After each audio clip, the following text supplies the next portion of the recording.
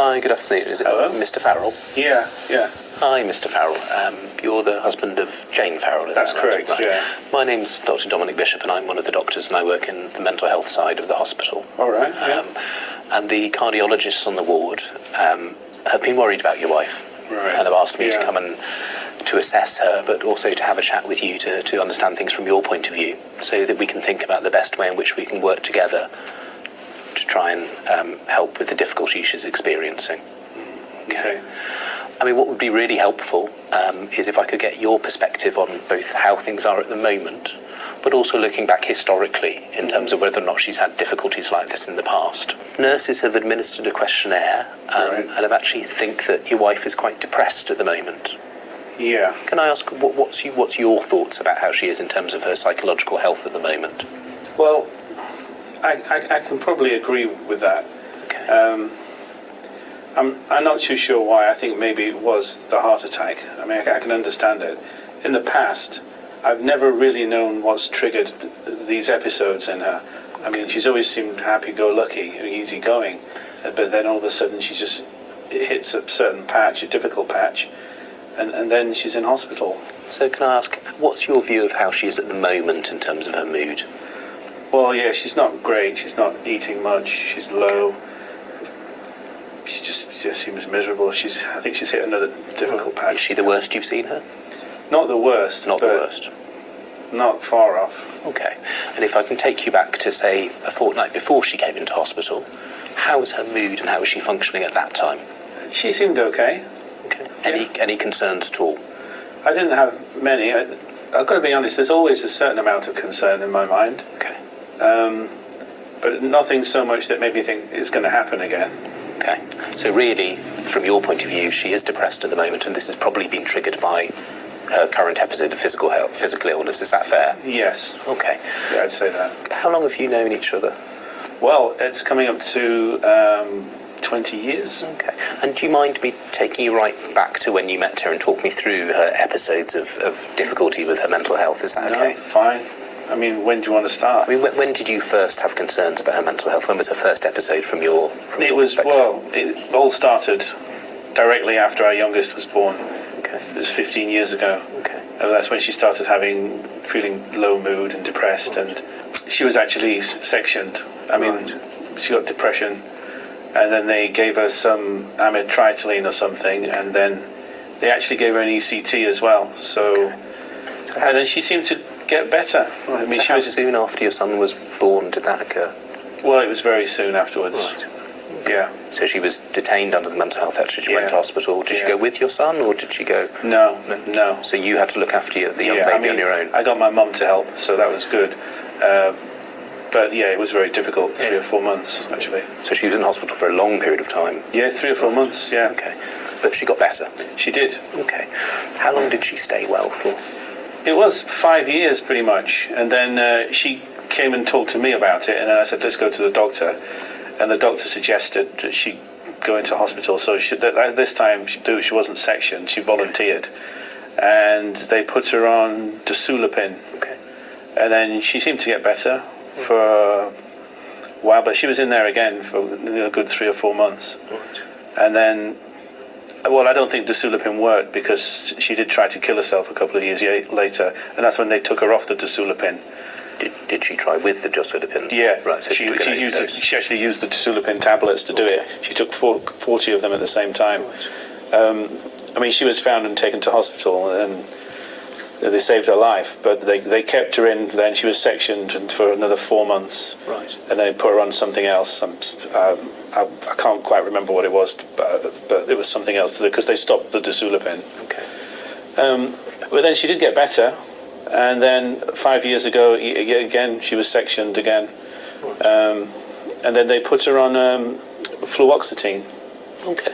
And then, for some reason, they put her on lithium as well. I'm not too sure why. They said she was getting a bit anxious and agitated and pacing around, so they put her on that. I'm not too sure why. I don't know. Actually, they didn't really tell me why, actually. Okay. Why wouldn't they tell me that?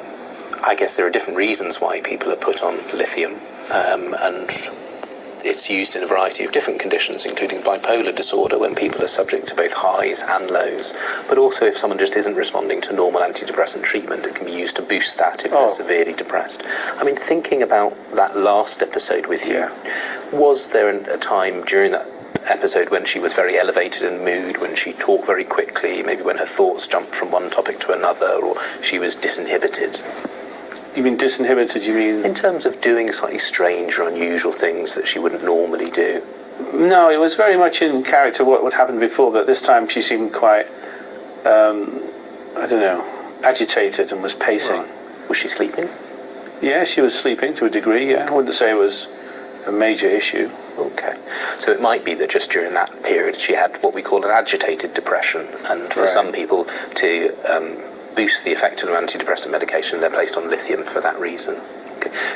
So she's had 4 fairly discrete but severe episodes over a 15-year history, with 1 episode of risk to herself, okay, and 1 episode when she was agitated and pacing quite a lot. Well, I only met her when she was 22. I have found out subsequently that she did kind of try suicide when she was a teenager. Right. But from what I understand, it was, I don't know, I mean, not a serious thing, as if you can say that about a suicide attempt. Right. Okay. But it doesn't seem to be in connection with what happened. Right. But as far for your experience over the last 20 years has been very much a depressed picture, and someone who actually, in between her depressive episodes, does she function normally? Yeah. Yeah. Yeah, like I said, happy-go-lucky, easy-going. Working? Yeah, working. She works with council. She's an administrator there. Okay. I hope you don't mind me asking, but has she ever had a problem with sort of alcohol or sort of street drugs, anything like that? No, none of that. She's not quite teetotal, but nearly. Okay. So drinks very rarely. Okay. And during those times when she's well, does she have a problem with her moods being at times unstable or erratic, or being prone to harming herself in any way, or making threats to harm herself in any way? No, none at all. So in between the times when she's acutely ill, actually she's a relatively stable person. Yeah. Is that fair? Yeah, I mean, like I said, it's apart from the times when she's had to be in hospital, and it's been what I consider to be a normal life. Okay. And just, I need to screen for some other things, if that's okay. In the episodes when she's been severely depressed, has she ever said anything unusual, expressed any unusual beliefs, worried that people are watching her, following her, interfering with her thoughts, interfering with the control of her body or mind, anything like that? No, I mean, no, that's not at all, no. Okay. And when people become severely depressed, another thing which sometimes happens is they have hallucinatory experiences, so they hear voices talking to them or about them, or they see visions or have strange feelings or sensations. Has that ever been a feature of your wife's presentation? No. I mean, of all these things you're asking me, I can't be certain, but I'm sure she would have told me. Okay. But so I'm fairly confident that none of that's happened. Okay. Can I ask, how good is she in between these episodes about taking her medications, going to appointments, that sort of thing? She's very good. Very rarely forgets the medication. Okay. So there's not been an episode when she's relapsed because she's stopped taking her medication because she didn't think she needed it anymore? No, none of that. She's been taking it. She does what she's told. Okay. How about other types of treatment? Has she ever had any sort of psychological therapy, any talking treatment as far as you're aware? Not outside of when she was in hospital. I mean, she has like follow-ups for a few years, and I think involved in that there must be some kind of talking, but I don't know, she hasn't left at 6 o'clock in the evening to go see a therapist, not that kind of thing. But I think it's a little bit part of her follow-up treatment that she has. Okay. And who's at home at the moment? You mentioned your youngest son, so... Well, we've got 3 children, 3 boys, right. So... But this must have an impact on all of you. Are you coping? With difficulty, to be honest. I thought she'd get better. I wasn't expecting a heart attack, to be honest, and it's getting very, very difficult. Yeah. So just to summarise, at the moment I think your wife is presenting with what sounds like a moderate to severe depressive episode in the context of having an overarching diagnosis of a recurrent depressive illness.